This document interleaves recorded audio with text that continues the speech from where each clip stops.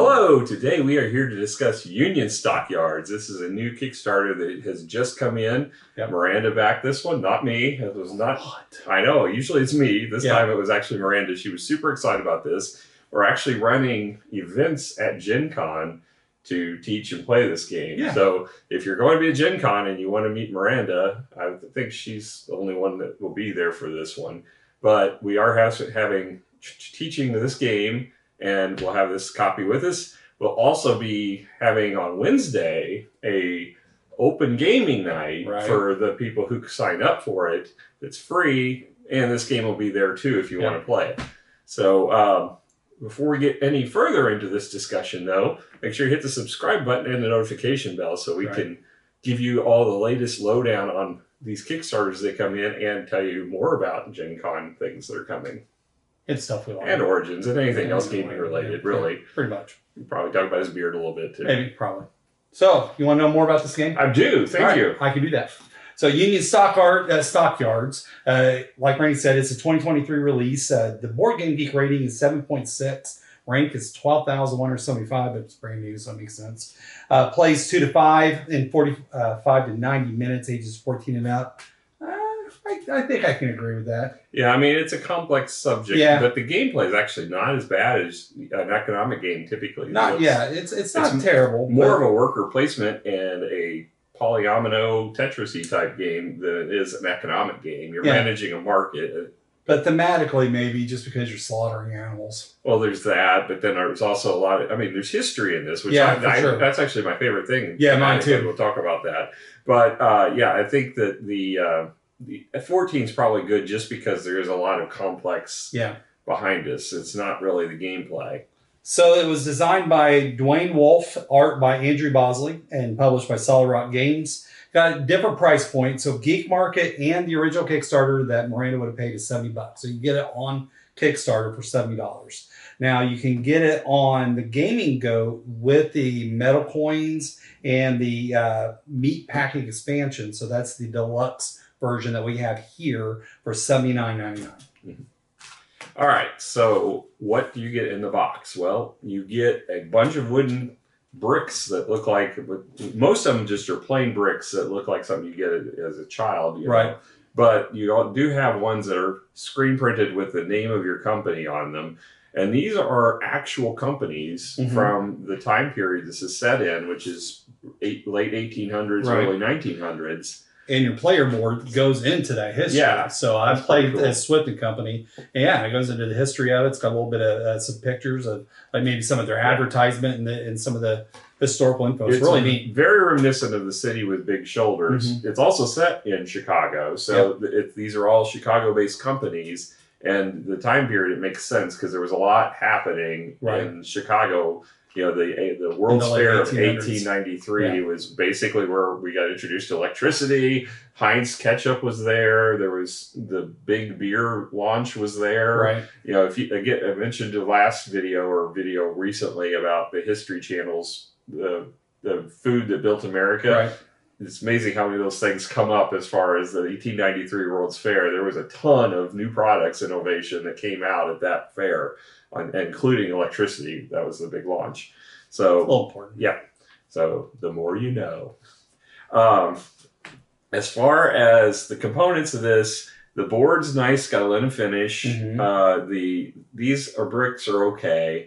The pieces are all shaped, custom, and they've got some custom printing on it. Yeah, they have windows on the printed on those. Your banks have little big windows or columns that are on them, which are pretty cool. A 3D printed first player marker. Yep, that's one of the Kickstarter exclusives. The coins are really shiny metal. Yeah, really nice looking too. I mean, you only have two denominations, a single and a 3-piece, but they are nice. Well, you also have the $10? Yeah, $10 bills, but they're not as nice. Yeah, they're not as nice, but it's good thickness. I mean, it's definitely it's plastic. It's not paper. And those are the only things really that are enhanced in the Kickstarter because these are all the tokens that are replaced. You don't need to punch out because you have upgrades for it.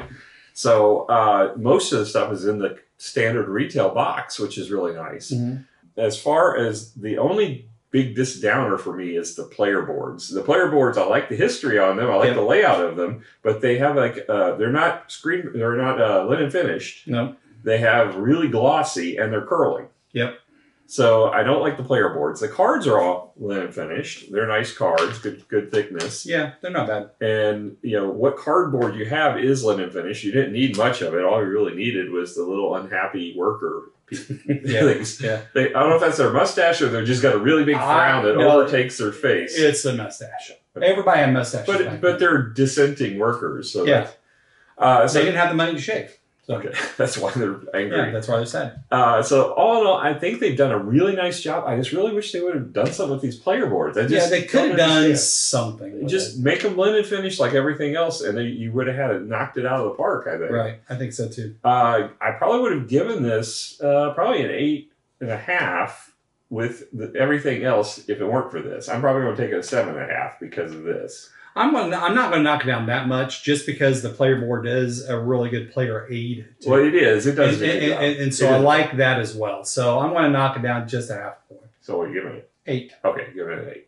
Let's talk about theme now. So we're in the meatpacking industry at the turn of the century to the 1900s. Mm-hmm. You're trying to establish connectivity of your slaughterhouses, which everybody starts with a slaughterhouse. This board is empty, to all the facilities. Apparently, there's no roads because everybody just builds their buildings right attached to one another.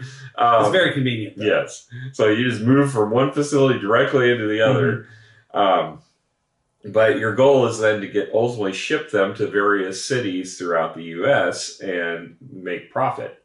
And the going rate of each animal, you have pigs, cows, and sheep, that will be affected by how many of those animals you slaughter each round. And the amount of price of the going rate is for that versus your quality price of your meat. Which is an interesting part of the game. Yeah. It's like what Randy's quality of his cows would be different than my quality of cows. So therefore, when we slaughter them to get money, we get different amounts of money. Yeah. Which is interesting.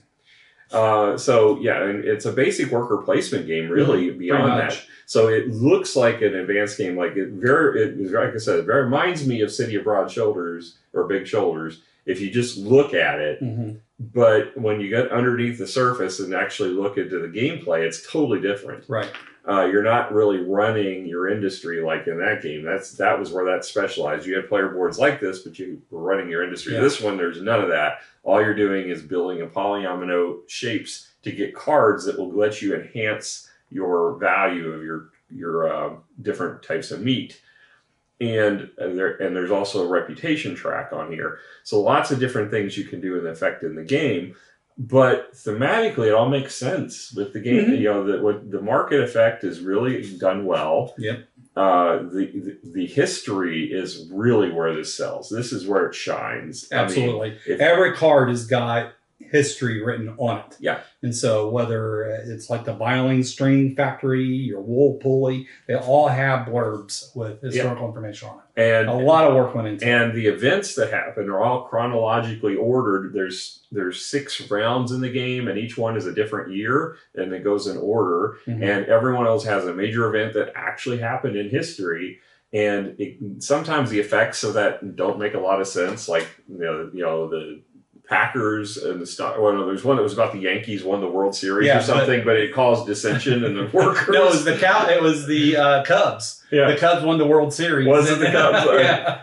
So some of it, like, why would that cause people to be upset at work, other than maybe they missed the game because they had to work? I don't know. Or they weren't at work because they were at the game. Yeah. So there's some things that didn't make a lot of sense from that perspective, but the history was all there, and I love that. And it affected the price of, like, there was more meat in the market or something because of the baseball game.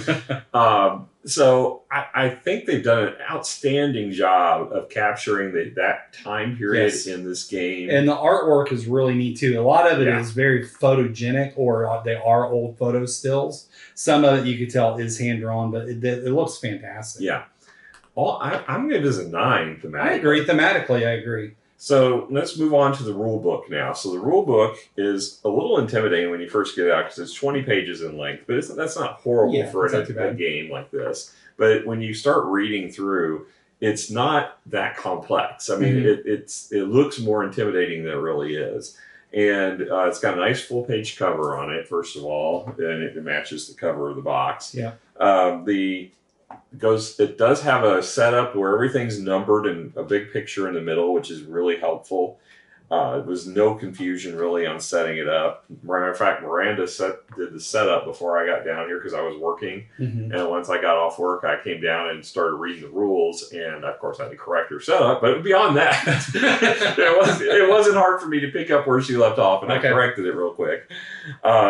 But yeah, I mean, the rules themselves are super easy to pick up. I was expecting this to be intimidating, and I sat down and started reading it. And I'm like, this is just a worker placement game. It's not that hard. There's a little bit of market adjustment, right? But that's all in the cleanup phase, and it's not hard.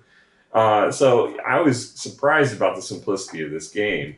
And the rules do a nice job of explaining everything. I don't think there was any confusion. The iconography makes perfect sense. It does. You don't really need a cheat sheet for it, but they do give you on your player mat kind of the game flow, and the most complex aspect of the game is what happens when you build the buildings. And it's not even that complex. It's not that bad. But they give you a nice section that just calls out all of that detail. If there was any confusion, it steps you right through it.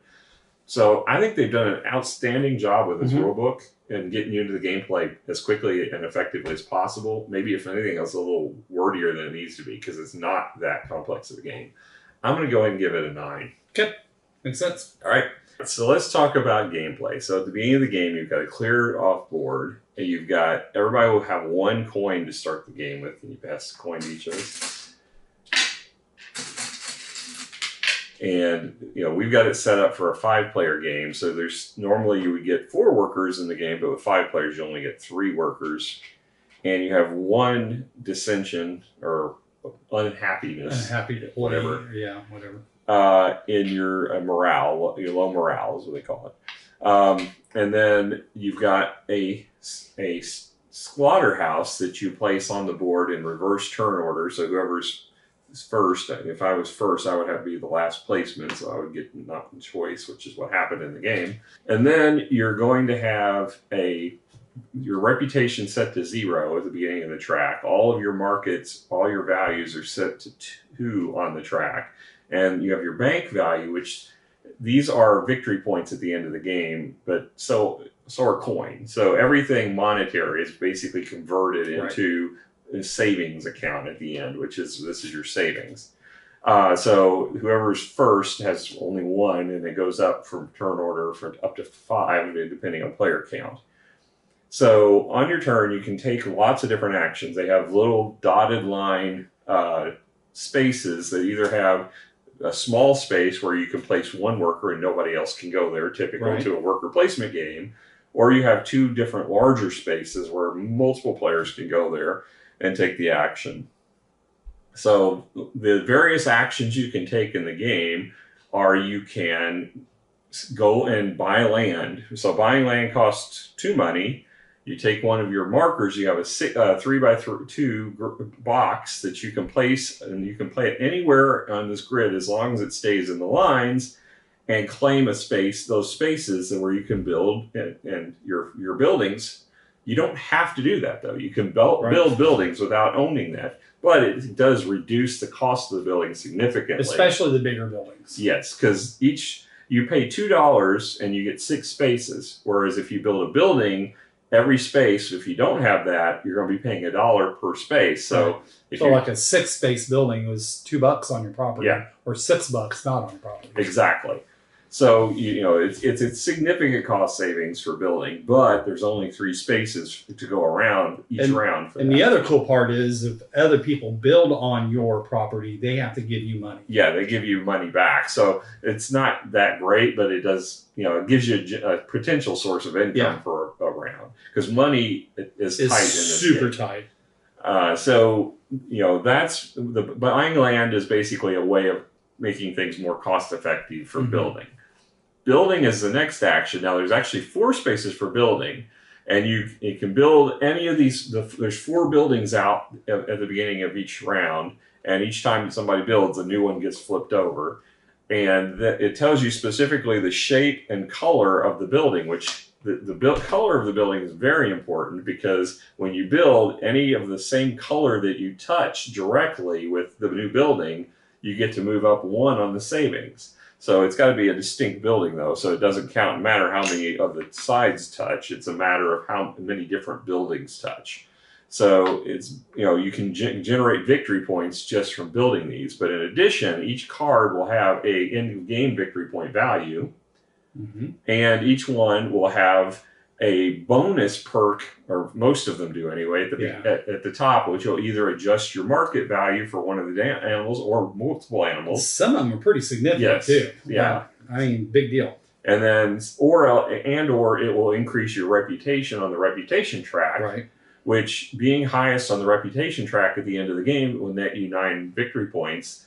And it also has perks along the way that will boost your animal values. Right. So the reputation track is very important in the game as well. Also, if you go across here on this and manage to connect to one of these little squares at the end, these associate to the different cities that you can sell your wares to.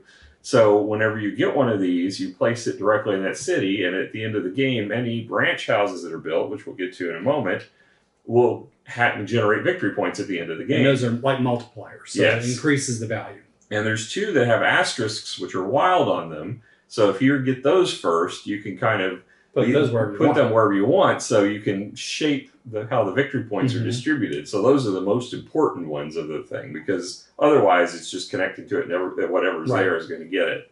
That's really the meat of this game, if you will, is building out these buildings. That's all you did there. So the other thing is you have the stockyards over here. So the stockyards, you can kill animals, and the market price will be the differentiating from what the market is willing to pay versus your value. So you're paying 14, in this case, for a cow, but you're getting 16 in return. And you don't have to actually have the 14 money. It's really the net difference that you gain. Right. So you could kill an animal where your value is less than the market value. And you'd have to pay into it. And then you end up paying. You probably don't want to do that, though. Not good. So most times you're going to be slaughtering the animals to generate money. And the end of the result is it's going to cause scarcity in some of the animals. And at the end of the round, we're going to backfill that. And based upon whether it's got the most scarce or the least scarce, it's going to cause the market to fluctuate. Right. There's action spaces on those. And basically, you can only assign one of your workers to each animal once per round. So if you specialize in one animal, like I tend to do with pigs, at the end, whenever the pig market goes up, which is going to happen because a lot of people killing the pigs, it's going to cause your value to go down, which means that you're going to be short on cash. So it's better to specialize, or not specialize, but to focus on raising all of your stats across the different animals. And I did not. Hurt me bad. Whereas Miranda does that very well. So the other things you can do is basically take first player, which is very common in worker placement games. But the added benefit of getting first player in this is, you get 2 victory points, if you will, 2 savings for it.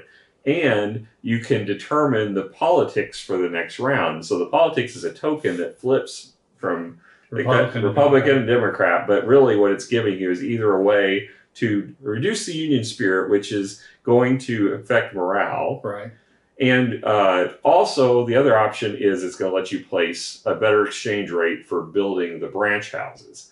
So as I mentioned earlier, the branch houses generate in-game victory points, but they also generate a perk when you build them, which gives you an immediate effect, which will either raise your values of your meat, raise your reputation, or give you victory points on the savings track. So you want to place them in a way that's going to be most strategic for you, but also consider that these things will make them worth victory points, these tokens, if you get them in the places where you built your branch houses. So at the end of the game, if you don't have any of these tokens, they're worth nothing.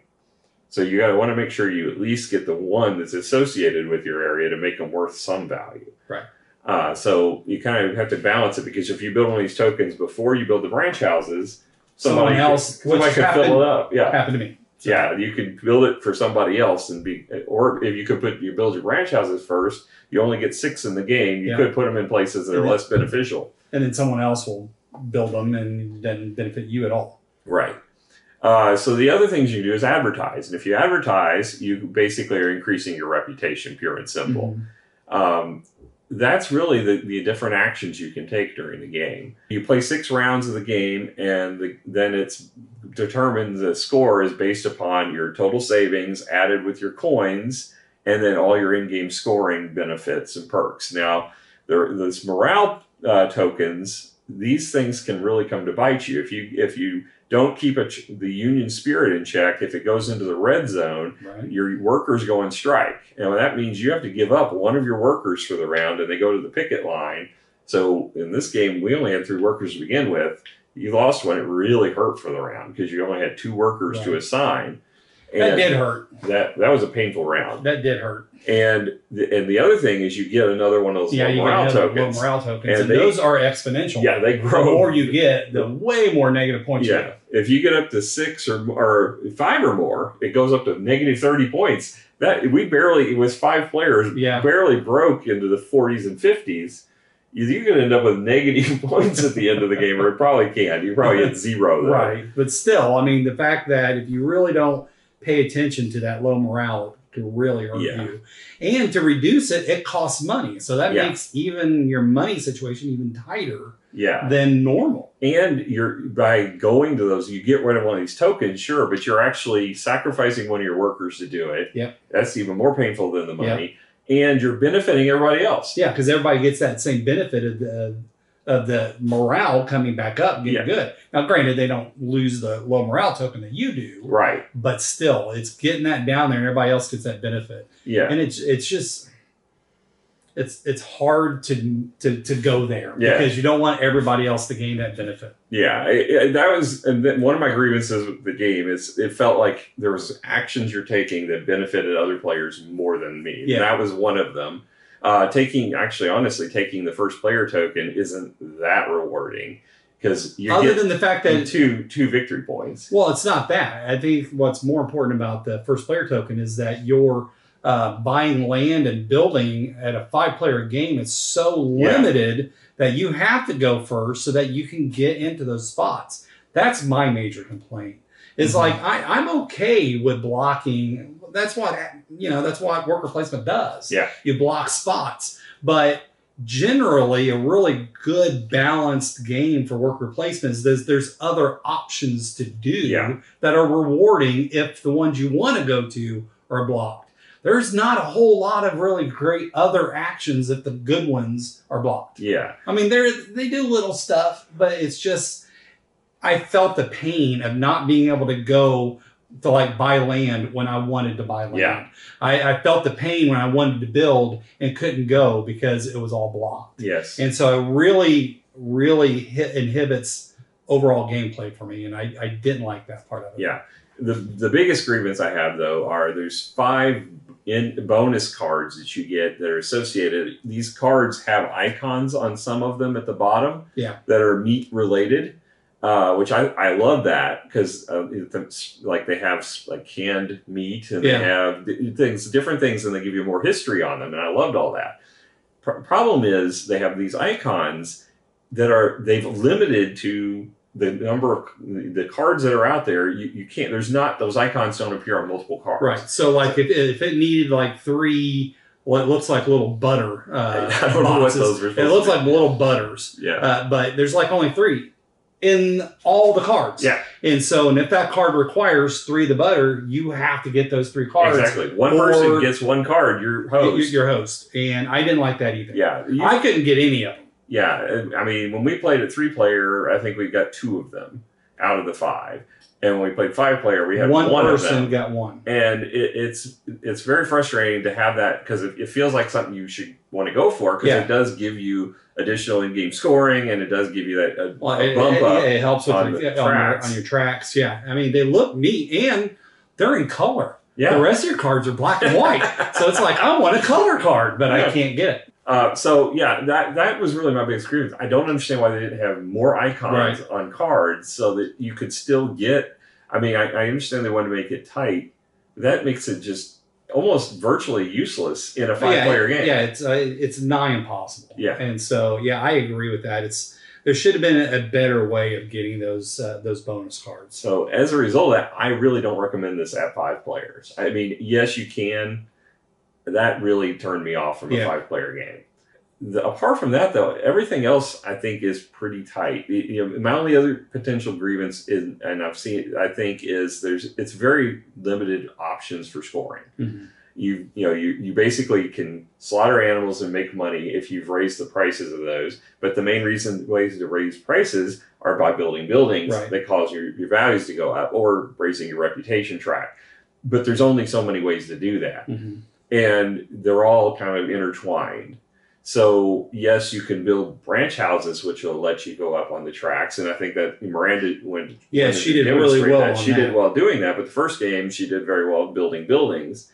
But the buildings was so tight this time. Nobody, I think her dad was the only one to build a lot of buildings. Mm-hmm. The rest of us were basically restricted. So yeah, I mean, and that was my strategy, was trying to build buildings, and I couldn't do it. And that goes back to part of my complaint was because of where I ended up in player order. It was hard for me to get to the buildings that I could build. Right. And so, because some of them I was limited because I didn't have the extra cash to build outside of my land area that I had reserved. And so it was just very difficult. And I get, the whole worker placement games are supposed to be tight like that. Yeah. But there's just no options if you're blocked. The thing, if you think about like Lords of Waterdeep. Right. The board starts out with very limited options. But it grows quickly. But you can build buildings that add additional options that will expand. Now, some of the years do have cards that will give you an additional action that you can play on, and I like that. And then there's multiple cards for each year. So you shuffle and choose one randomly to put into the game. So you're going to have variance for each time you play with the number of like what events are going to happen, which I like that too. Yeah, for sure. So there's a lot of good with this, but there's the things that take it down considerably for a worker placement game. When I think about, to me, Waterdeep is the penultimate comparative for these worker placement style games. There's so many ways to get victory points in that game. Yeah. And you don't have one set strategy that always is going to work. Right. In this case, yes, there's a little variance, and Miranda would argue that variance is enough to make it where there's multiple ways to win. I still feel like there's I think there could be a formula to winning this game every single time. Yeah, but I think so to some extent, but I do think there's ways to block and stuff to hinder each other's abilities on that. Yeah, I just think that you wouldn't score as much, but you would still be able. I think if you cashed in on that formula, you'd probably win more often than not. That I agree with. So given all of that, and Miranda, I'm sure, would rate this much higher than I do, so to be fair, I'm going to go ahead and give this one, I think, a 7.5. I think she's probably, she didn't give me a score, but I'm pretty sure she'd say 8.5 to a 9 is probably for her. I do love the history in it. That part of it is spot on for me. I love it. But the actual gameplay, I just feel like it's too limiting. I agree. And I think if you have a game where I think if you learn that formula, there's only so many plays that you can have of it before it gets, you just know how to play it. There's no room for it to grow, and you can't grow with it. And because of that limits the number of plays, in my opinion.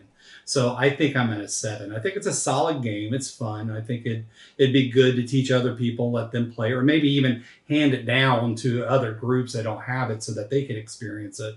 But I'm a 7. Yeah. But honestly, I love the nostalgia of this. Oh, I do too. The history of it's fantastic, but that's only going to go so far. Right. So, the thing is, I was never a history buff in school. Neither was I. History was like my least favorite class. So now I find myself watching all these history shows all the time now. Yeah. So, I've totally changed and done a 180 on that. And when I see a game like this with all the legitimate back history, I just adore that. And I spend, I could spend hours just reading all the cards and enjoying the history of this. I think the best way for me to describe it's extremely well polished. It's just not very deep. Yeah. All right. Well, that's our thoughts on Union Stockyards. And I'm sure if Miranda watches this video, we'll probably get some commentary back because she loved it a lot more than we did. She and might she's going to disagree. Yeah, she could probably say, why did you not include me in this one? So that's our thoughts. But if you're at Gen Con, you can try it out for yourself and tell us if you think we're wrong.